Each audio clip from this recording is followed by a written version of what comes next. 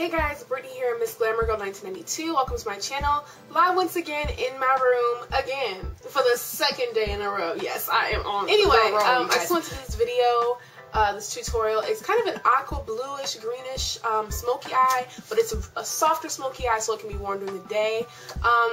This is my second day doing a bright color. I mean, I've kind of been feeling my blues, so that's why I've done two bluish eyeshadow looks. So I hope you guys like this. If you don't, then that's cool too, but hey, if you want to watch it, keep watching. If you don't want to watch it, then don't watch it. I mean, come on. Anyway, I didn't put the foundation in this video because I did it the exact same way I did it in the last video. I've really been loving my Revlon Mineral Mousse Foundation. It's actually discontinued, I believe, but I found a buttload at Big Lots, so praise the Lord. Anyway, I will see you guys later. Hope you enjoy the video. Bye-bye.